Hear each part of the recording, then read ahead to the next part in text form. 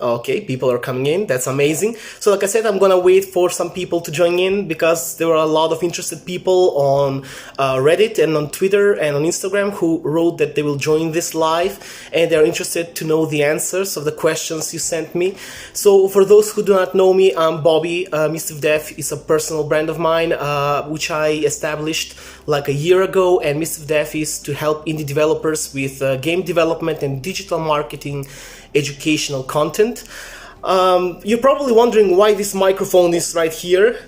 Hey there, Zaidi, sorry if I destroyed your name. And we got Rider Studios Dev. Hey there guys, how's it going? So, like I said, guys, you're probably wondering why do I have this microphone over here. And the thing is, I wanted also to record this live, also for YouTube and for Twitch, until I realized that my camera is broken. And I'm gonna talk about this past week, what happened, and a lot of things happened, to be honest. For example, my credit card got hacked and a lot of money was stolen. Also, there was a power surge and my sound card didn't work, and now I found out that my camera isn't working too. Let me just check. Rider Studios there, facts good. How about you? I'm amazing actually. I've been working all day in Unreal, so this live feels like a time to relax a bit and talk with you guys. So I can say it's more like a time to let go of game development, just relax a bit. Okay, so since people are already joining in, I'm gonna start with some of the questions. So, like I said, guys, you sent me 40 questions so far, and the first question was, I have them here, is there a discoverability problem in the indie game market? Yeah, so the indie game market is quite crowded nowadays, but the thing is, most of indie game devs do not do marketing or are not concerned with marketing strategy, and that's why we see a lot of indie devs fail. So it's an overcrowded market, but if you have the right marketing strategy, if you know your target audience, there's no problem with promoting your game on the market. So we have the second question, which is how can I use social media for indie game marketing? I think I've talked about this question in my previous live, and I've talked about this question in my posts. I had several posts about social media marketing. I'm gonna start. Yesterday I had a very interesting conversation with a fellow game developer on Instagram. We've talked like for an hour, and he asked me some things about marketing, and the real question was, should I try to generate sales via social media? The thing is, you can't catapult your people from the brand awareness stage all the way to the action stage, like go on social media and directly post about your game, like buy my game. No one will do that. Usually people are very cautious where they spend their money. So if they don't know about your game, which in fact, if those people are in the brand awareness stage, they will not know about your game. They will not know about you, whether you will finish the game, whether they can trust you. So they will not buy your game. So that's why it's important to start on social media, be consistent, post consistently some valuable content. So what do I mean by valuable? That means like you're, for example, designing a character, you can post that character as a GIF or JPEG on your social media platforms and ask people for feedback. Try to establish relationships with your players. So it's very important to start that way because, for example, if you're doing first-person shooter game, let's take that as an example, and people do not know about your game, why should they buy your game and not buy, for example, Call of Duty, which is from a giant company, right? So that's why it's very important to establish relationships, to build awareness for your brand. I mean, your game, your brand is your game. So you start with the ADA marketing funnel. I have a post on that, and people in the brand awareness stage are people who do not know about your game. So basically, social media is excellent for shouting, look at me, I have a game, check out my game and so on, check out my art, I don't know, my animations and so on, but it's not the way to turn those people into customers, to make sales for your game. So previously in my post, I've talked about this. For example, if you post consistently on social media, you're gonna build attention for your game, awareness for your game, and the next step will be to have call to action. For example, I don't know, you have a post with your screenshots or your trailer, so you will have a link at the bottom of this post which sends those people to your Discord channel, or maybe to your landing page where you have like a form for email subscription. So that's the second stage of the ADA marketing funnel. Email and Discord are for the interest stage or desire stage, and those people who trust you and provided you like that, their email address or joined your Discord server, you can provide special content just for these people. So if you observe my strategy for Mirror Forge, I post constantly on social media, but those people who subscribe on my email newsletter, they have like free access to the closed pre-alpha demo of the game. So those people who haven't subscribed won't be able to test the game before it launches. So basically that's the way you can go with social media. It's just for sending those people to the next stage of the funnel. So the third question is, how do I market indie games with a limited budget, like $500 to $1,000 a month? Oh my god, that's way too much. I mean, I'm gonna be honest with you guys, when I started marketing Alan Sharp, my last game, while I was in Mystive Studios, we spent like $500 tops. I mean, not monthly, but overall $500 to do like some ads for the game on Facebook. I think we had an ad on Instagram, and that was basically it. If you have a monthly budget of $500 to $1,000, that's amazing. One suggestion I could give you is start with A/B testing. If you don't know what that is, you can check it out on Google. I'm gonna go briefly through it here. A/B testing is like you put some $10 or $20 and do several ads, several campaigns with different metrics. For example, you have one ad which is targeting people in the United States. You have another ad targeting people in the United Kingdom, and so on. And the third ad, for example, as you know on Facebook, if you've checked, you have like behaviors of people who liked, I don't know, Doom or Call of Duty and so on. You can go in such detail and try to narrow down your audience to the maximum. So for example, people who like first-person shooter games, people who are from this age to this age. For example, Call of Duty are usually played by people, I don't know, maybe from 20 to 35 years. So like that's the general generation that plays Call of Duty. I'm not really sure, you have to do the research yourself. So you can do several ads with different metrics and see which ad performs the best, and use this data to pour the rest of the money and create an ad which has those metrics, so you can have like a successful campaign. The next question, the fifth question, is how can I be a super good and successful indie dev? This is a hard one. These are two different things. For example, do you mean good like with I don't know, with games played by a lot of people, or are you referring good like who knows a lot of programming or modeling or making games in overall? If you're referring to how can I be a super good indie developer, that means you're gonna have to dedicate yourself to a lot of learn a lot. And indie dev, if you're a good indie dev, that means you know a lot of programming, a lot of I don't know, 2D art or 3D art, whichever you prefer. So, and for successful, you're gonna have to learn different things and have great time management. For example, you're gonna have to learn marketing, you're gonna have to learn, I don't know, how business works, basically all the things necessary to make your game succeed. So it's not just like those technical terms in game development. The sixth question is, why do indie game developers quit?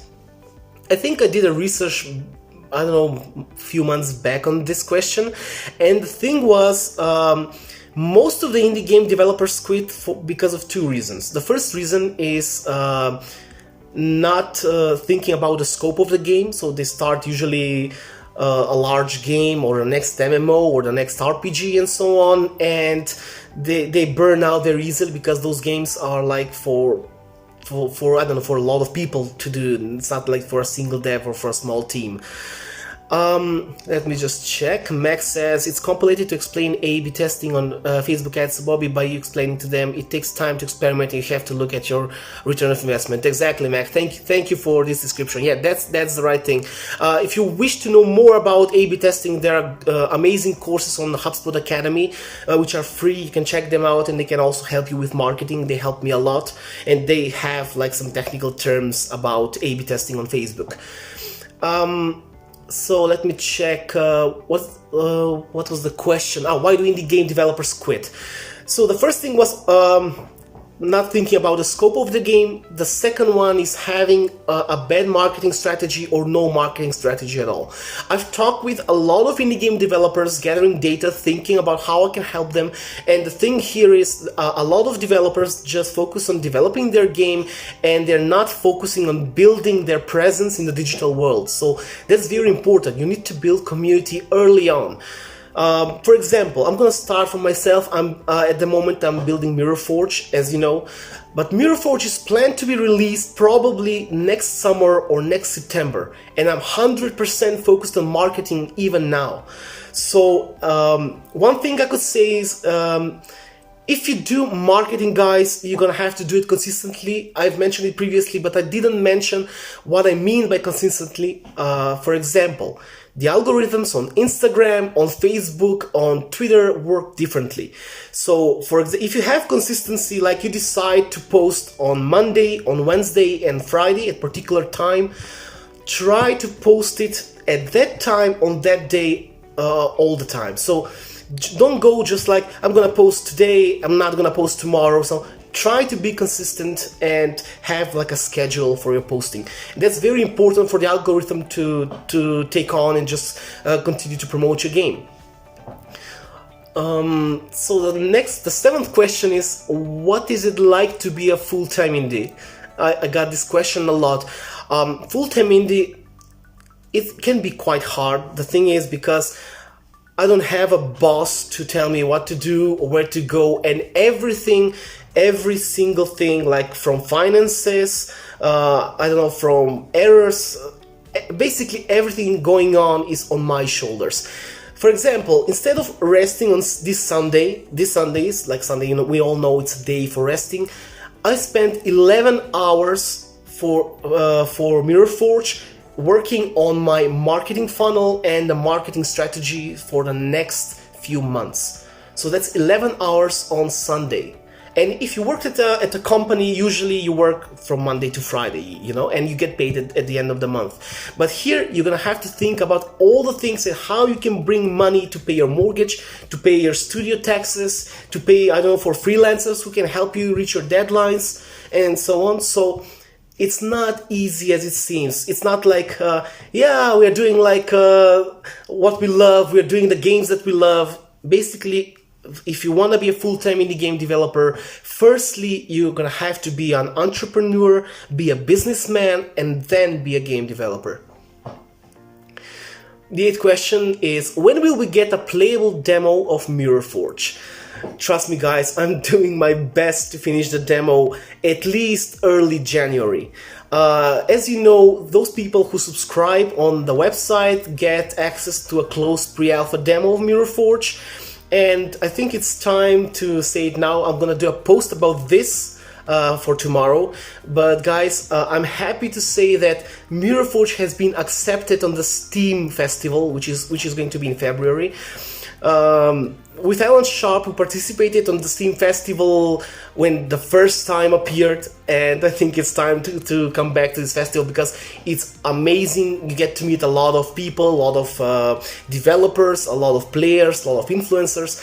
So if you have, I think the date was the date for admission was until yesterday, but if you have a game, always be on the lookout for the next Steam Festival. It's very much worth it. Let me just check. Max says, game development itself is like entrepreneurship, which it takes planning, cash flow, outsources, structure. Definitely, yes. Yes, I completely agree with that. So, like I said, guys, for the playable demo of Mirror Forge, it will be released probably early January, because I'm doing my best to have like the perfect demo. I always talk about this, there's no such thing as perfect, but I'm nearly there, what I think is good enough for you to play. And as I said, on the Steam Festival, the rest of the people will get access to the demo, so it will be public. So what's very important is those people who have subscribed to Mirror Forge provide me complete feedback, like ruin me, guys, completely destroy me about anything, about bugs, about, I don't know, something you don't like and so on, so we can improve Mirror Forge together. The ninth question is no combat in a game with boss fights. I assume this is like how to do, probably. So I have a similar thing in Mirror Forge, and you can do like a boss fight without weapons. For example, if you remember, there was a game which was released, I don't know, a long time ago. It was called Serious Sam. It was a shooter game, but spoiler alert, in the end of the first game, there's like a giant boss who you're gonna have to shoot and jump through some rings to cause like a laser to damage him. You can use a similar mechanic like those rings, so you don't have to have shooting or, I don't know, some levers or some obstacles that the player can needs to do, like to hurt the boss or maybe like slow him down so he can escape. So yeah, that can be done, but it needs a bit of thinking on how to approach that particular mechanic. This is the hardest question of all, guys. The 10th question is, what's your favorite food? I think this is the question I don't have answer to. I love food, but probably my favorite food will be Chinese food. I love Chinese food. Oh, another amazing question. 2 most epic movie scenes according to you. Go. 2 most epic movie scenes. The first scene that comes to my mind, the most epic scene, which is like the perfect combination of music, of sound, of cinematography, of story and so on, is the ride of the Rohirrim in the 3rd movie of Lord of the Rings, The Return of the King, when the Rohirrim ride to Minas Tirith. I think you know this scene if you watched Lord of the Rings. So that's the first scene, which like brings, I don't know, shivers down my spine. It's like the most amazing scene I've ever seen. And the second movie scene will be, let me think, probably Avengers Endgame, when Captain America like turns his back and sees all those heroes coming through the portals made by Doctor Strange and so on. Sorry if I spoiled the movie for someone. The 12th question, guys, is should I quit my job and start an indie studio? It depends. If you have enough savings to cover your expenses like for a few months or maybe a year, so you can learn, because game development is not easy, like I previously mentioned. You're gonna have to learn a lot of things and do a lot of research. If you have some money on the side, you can quit, but my suggestion would be try to do it as a side hustle until it makes enough revenue so you can quit your job and dedicate yourself fully to game development. So my friends usually tell me, for my studio, if it weren't for this pandemic, I would have never quit my desk job and come back to my hometown and open MystiveDev. Because I was working, like I previously mentioned, a desk job. I was lead generation, then I was data analyst for marketing.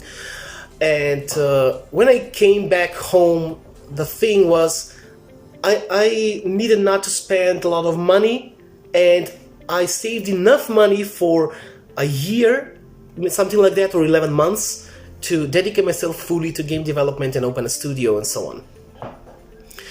How much should I learn before I work on my game? That's a great question. Regarding learning, I think my opinion is start small. Start with a small game, but think of learning and doing something that you will like.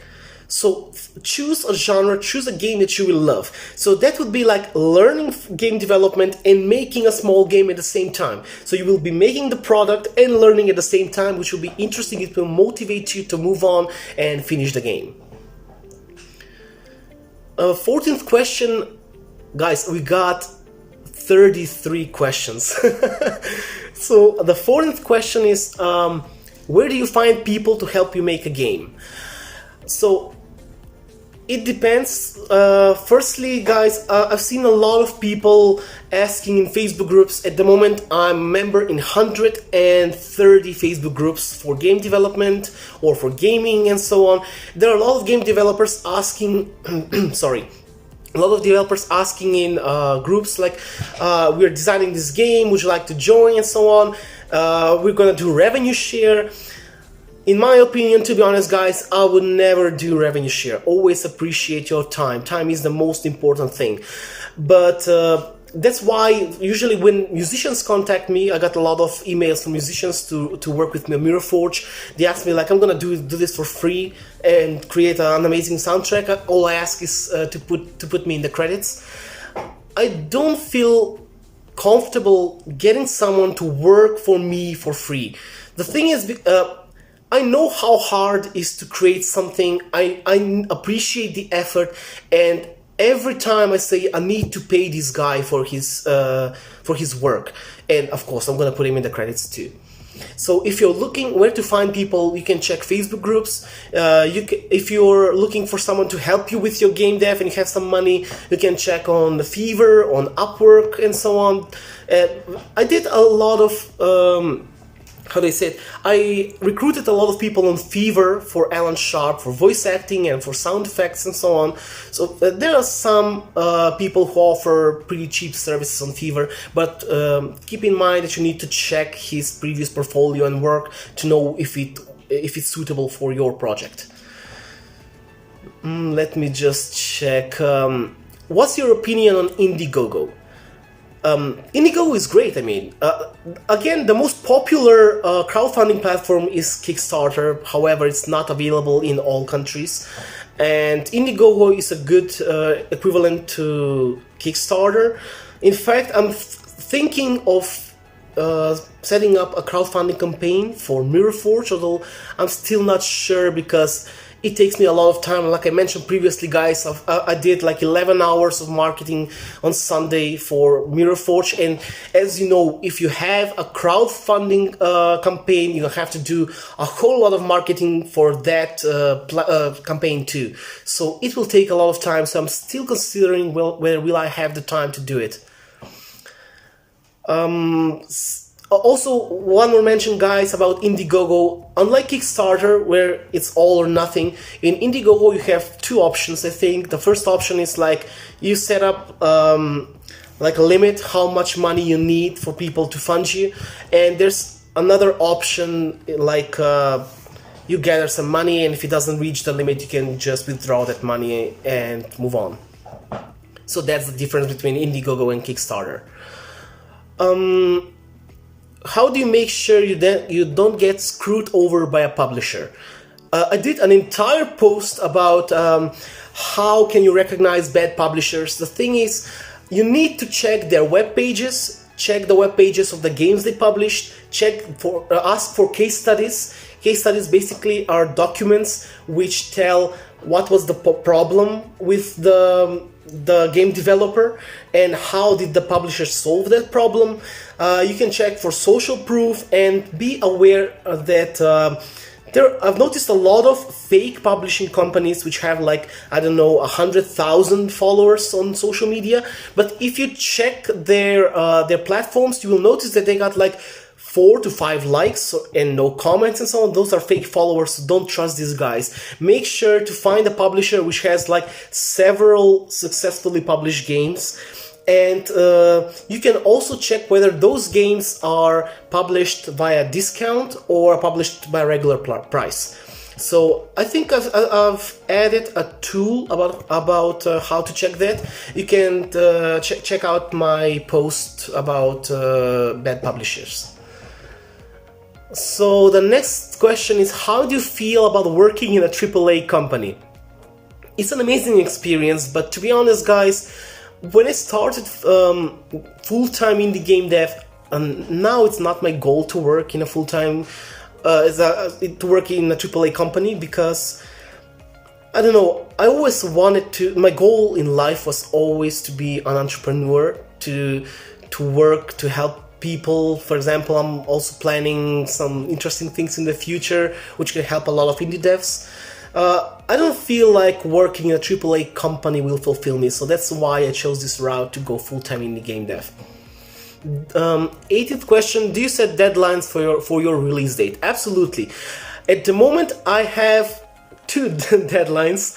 Why is that? Because the first deadline is set on Steam, if you've noticed, on the 29th of April.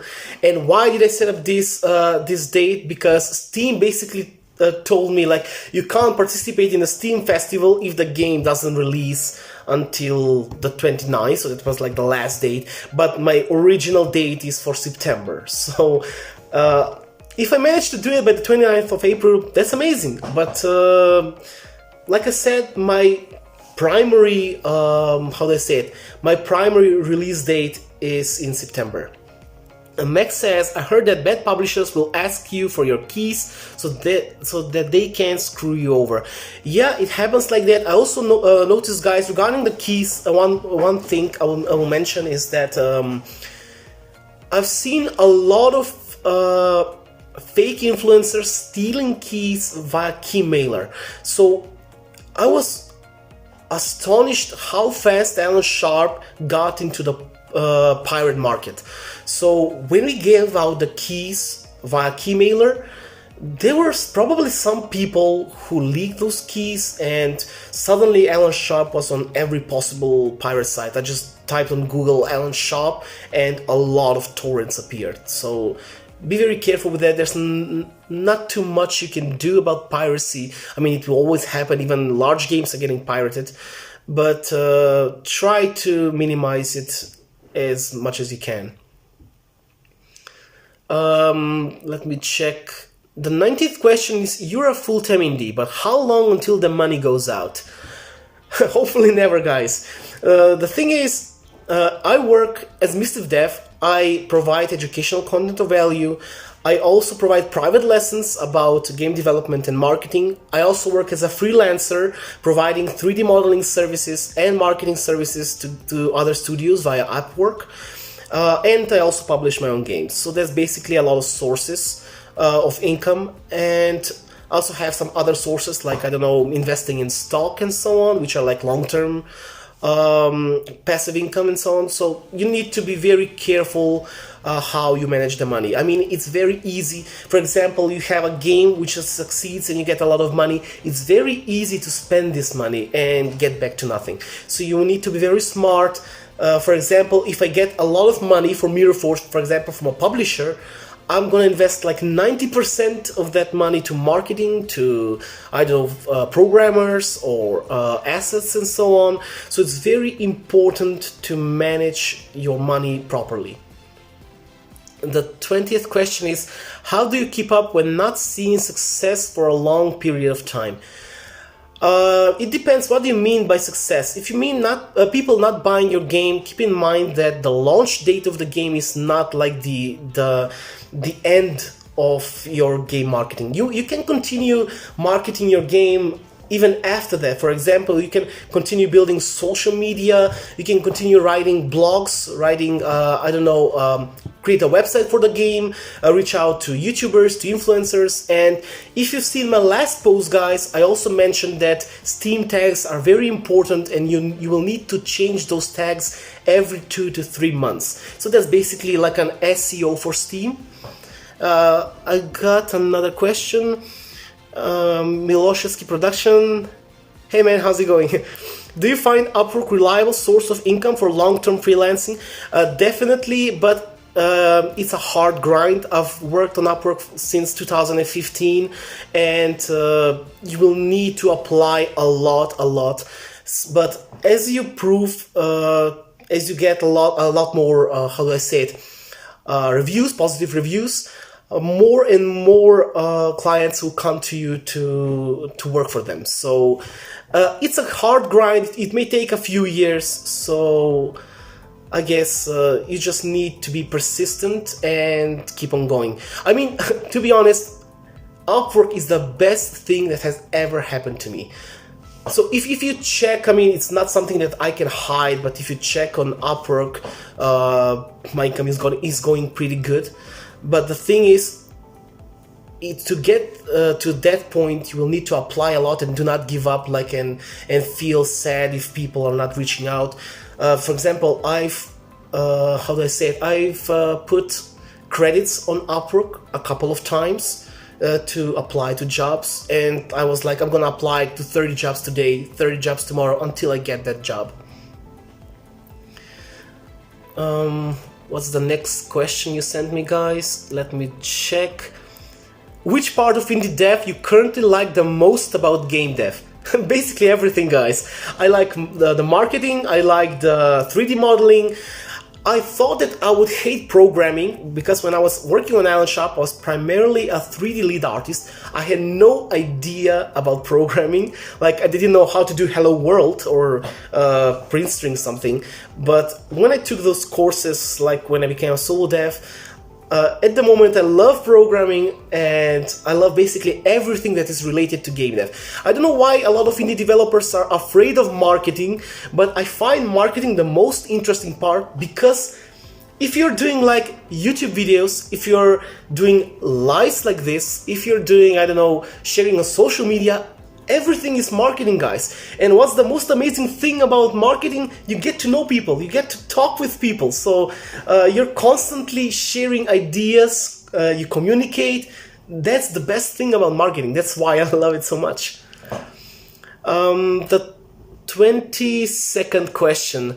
Why did you decide to go with horror games? Will you do other genres in the future? Why did I decide to go with horror games? The primary reason was when I started working on Alan Sharp with the other game dev, we loved playing horror games. We were very much inspired by games like Visage or Layers of Fear or Outlast, and that was the reason how we started doing horror games. And why did I choose Mirror Forge to be a horror game? This is more of a business choice, because when I was doing the marketing and the data and the research for Alan Sharp, I already have those people, I already have the audience that plays horror games. I know which influencers play the horror games, I have the emails and so on. So I just went on with that route and trying to expand. So that's why I didn't go with other genre. And the second question was, will you do other genres in the future? Most definitely. Lastly, I got astonished by stylized art. I love stylized art, but I can say, because I was working on a lot of games which are quite realistic, in the realistic style, I didn't have the courage to try stylized art, and it's something I would love very much to try. So if you remember, before starting Mirror Forge, I had a post on Instagram where I asked about whether should I do this horror game, which at the moment is Mirror Forge, or whether should I do like the game with the ghost puppy, with the ghost pug, if you remember, and that one was stylized. But you guys chose the horror game, so that's why we moved on with Mirror Forge. Oh, we got a question. So Weeb NXT Door, how to start as a level or environment designer?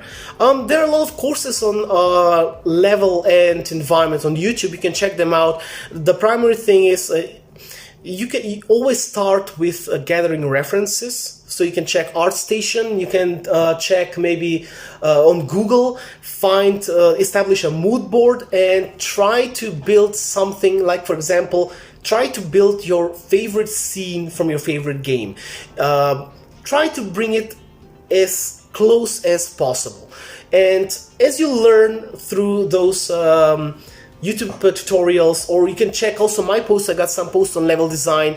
There is some theory, like there are some rules in level design, like critical and non-critical path and so on, or how the light can lead the player, or there are like certain techniques like framing and direction. You can check them out, try to analyze why they're done the way they are, and the main ingredient, the main key for being a good level or environment designer is just practice. It's basically like a guitar. You practice a lot and ask for feedback, ask other game developers, ask your community whether your scene is good, and that's how you will improve.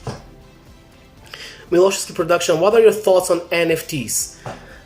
NFTs are the best future thing, which I love reading about them. I haven't tried them out. At the moment, I think I've read that they have some environmental impact, but I think they'll find like a good alternative or good way to make them work. But NFTs will be basically the future. As far as I've read, it's like you have your own digital, property, and it doesn't matter in which digital world you are or in which game you are. That NFT that you buy, for example, I don't know, you have some unique vase or unique cup, you can bring that NFT to any game. So that's how probably NFT works. I haven't gone too much into NFTs, haven't checked too much, but I would absolutely love to check them out.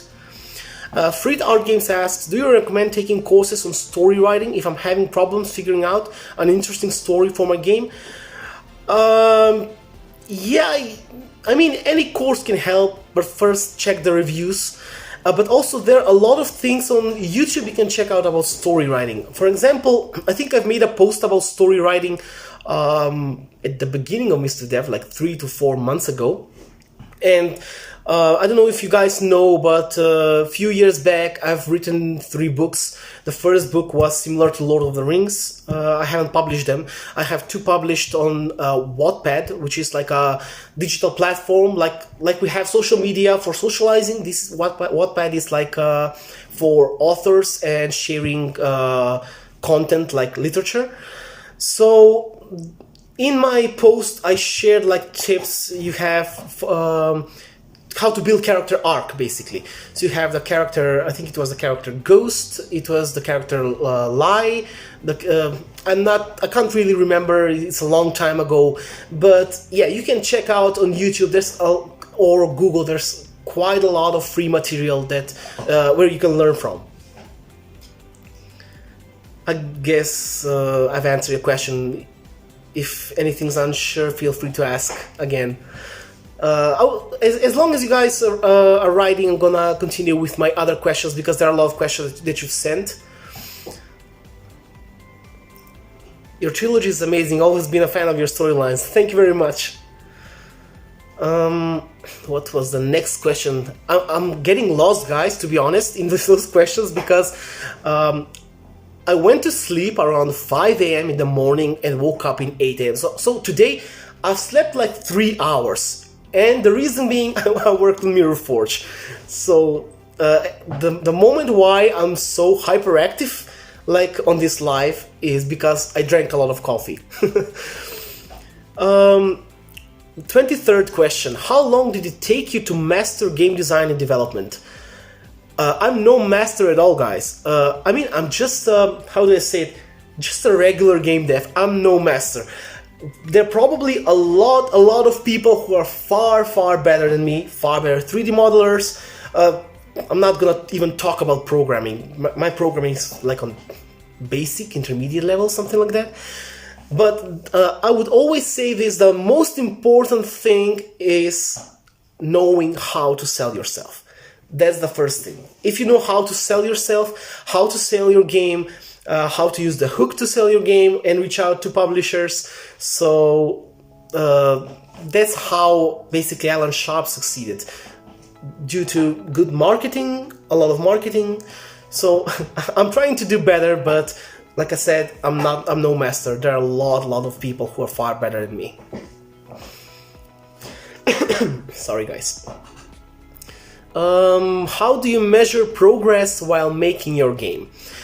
Well, usually I have a game design document, and I have set up like for this week I'm gonna have to finish this, and this, and I'm dividing my work into very small chunks. Don't go like I'm gonna create, I don't know, this entire level with all the systems. Try to create smaller chunks, like smaller goals, because as you conquer those goals, you're gonna feel more fulfilled and more successful, and that's how I do my Mirror Forge. So that's how I see success. But don't worry if you get stuck on something. Just go and relax, do something creative and constructive, and when you come back, you can just continue working on the game. Sometimes it's not about whether you know it or not. Sometimes you are too tired and you don't know it because you're too focused on the game, and the mind needs to relax a bit. So if you go away from your computer on a few minutes or a few hours, for example, I usually like to watch films, or yesterday I downloaded Silent Hill 3 again and tried to play it. So yeah, you try to do some things which will like take you away from this problem for a moment. Let me check. Max says, Bobby, it's like that. Yeah, it always is. Day-by-day life lessons. When next are you going to be live? I'm not really sure. Probably in 2 weeks, because I'm trying my best to finish the demo as soon as possible, and there are a lot of things to be done. I'm a solo dev, so I do the modeling, I do the level design, the programming, the marketing, so there's a lot of things to be done. And I want my demo to be released like for my subscribers early January, so I will do my best, guys, to get back with another live in probably 2 weeks. What was the next question? Can I make a game with absolutely no money? Definitely, yes. You can make a game with absolutely no money. Alan's shop started with basically zero budget. So we didn't have any budget, we just had the will, we just had the passion to do it. And like I said, you need to know your goals. Why do I constantly repeat this? When I was working on Alan's shop, I always sacrificed some things, like I wouldn't go on a coffee with friends all the time. I would, like, say, previously before working on Alan's shop, I was like having 3 coffees in a week to see my friends, and after I started Alan's shop, I was having only 1 coffee. I was trying to avoid buying very expensive stuff, trying to save some money basically for the marketing of Alan's shop. That's how I did it to make the game succeed. Max says, the bigger the game's expectation, the more bigger the budget and risk will be. Definitely. There will always be a risk, but that's why it's important to always learn, to always analyze, and try to do better. And as far as I can see here, there's quite an interesting question based on this topic. I will get to it in 2 or 3 questions. Let me just check. The 26th question is, how old are you? I hate this question, guys, but I'm 29 years old, and especially for this live, I decided to shave myself to look younger. So the 27th question is, why did you choose a Mirror Forge to be first person? Why did I choose to be first person? Because I'm a fan of first person games like Visage, like I previously mentioned, or Layers of Fear. I'm not too much fan of third person games, and I feel more immersed if I play first person. It's basically like the screen is my eyes, what I'm seeing. And if I see like a character in third person, I don't feel that immersed. But that's just personal preference. It's not like an advice or anything. It's my personal preference. For example, you got a lot of amazing games. Even Silent Hill is in third person, except for Silent Hill 4, I think, The Room, yeah. So, but like I said, it's a personal preference. The 20th question, how to do marketing. What if someone steals my idea? This is the most popular question in the indie game industry. What if someone steals my idea? How do I tell you guys? No one will steal your idea, because basically no one cares. You know, how does it go? We see a lot of indie game developers quit before they even finish their own game. I've talked with many game developers, and they see their own game as the next big thing, the next unique thing, and they won't care about your game. So don't worry about getting your ideas stolen. So you need to start early on with the marketing. Early on. If I, as I mentioned previously, guys, Mirror Forge is planned to be released in next September, and I'm full on marketing even now. So that's like almost how many months? I'm so sleepy, guys. I can't even count the months, but it's a long time until it releases, and I'm totally dedicated to marketing. So no one will steal your idea. Just start sharing GIFs, sharing JPEGs, have consistency. If you've checked me out, I share, for example, for my game, I share on Facebook, Twitter, Reddit. I got Instagram. Recently, I also created LinkedIn. I have on IndieDB. I also have on Giant Bomb. And I share my blogs on the official Steam page. So that's a lot of social, not social media, but places where you can market your game.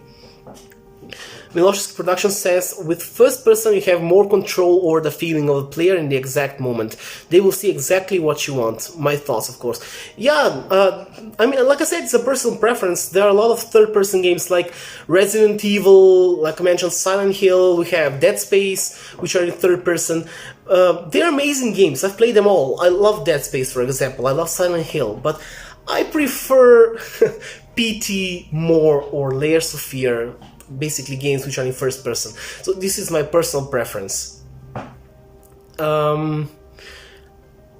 What should an indie dev never do? That's the 29th question. What should an indie dev never do? It would be probably reinvent the wheel, never reinvent the wheel. You can try to be unique, yes. Having a unique hook is very important, but don't go 100% unique, because according to several researchers I've found from large marketing companies, of course, players love familiar things. They get frustrated if you change the game completely.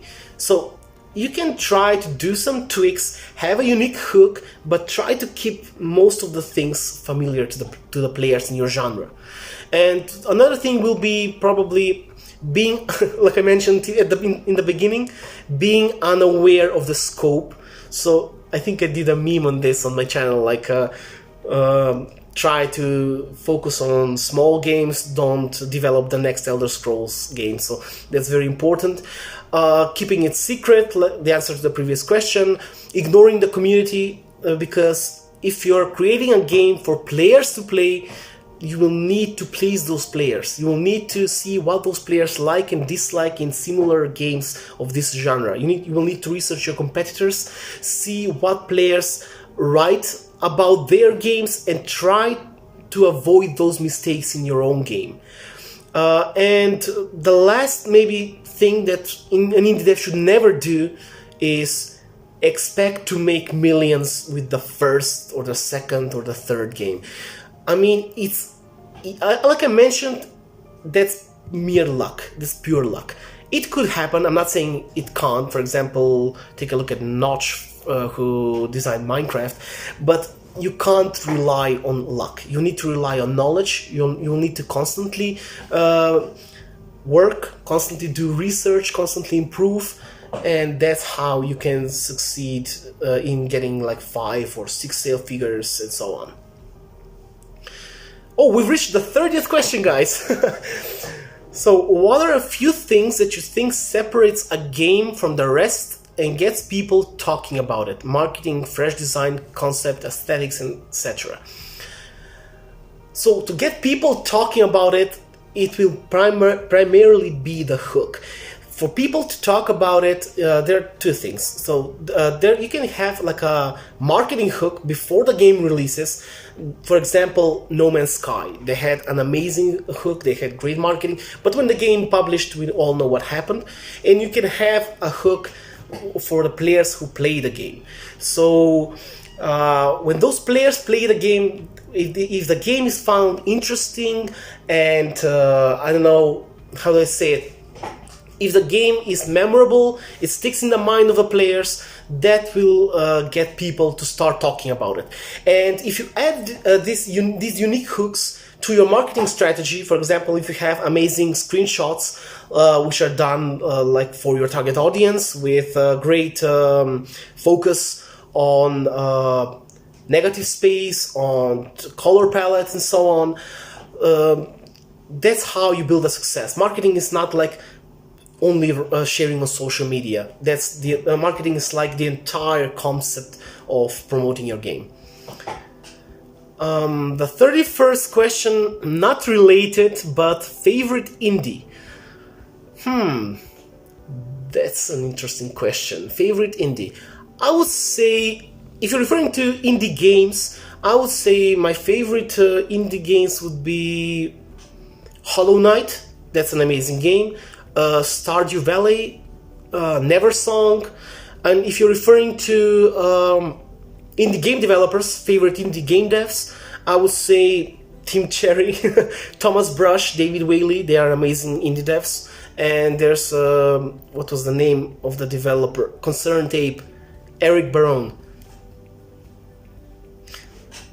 Miloshevsky Production, one last question, I swear. Any recommendation where I can extend my knowledge of SEO? No problem. You feel free to ask as many questions as you like. Regarding the SEO, you can check out HubSpot Academy. They got amazing free courses on SEO, and you can check out Digital Garage, Google Digital Garage. So those courses are amazing, and you can learn not just for SEO. You can learn a lot of things for overall marketing. For example, I have 2 certificates from HubSpot Academy. One is Digital Marketing Certified, that's like for overall marketing, and the second certificate is for email marketing. And there are a lot of courses in HubSpot Academy which are free, and they are also certified, which can be quite good, for example, for your portfolio, for finding clients and so on. You can check HubSpot Academy again and Google Digital Garage.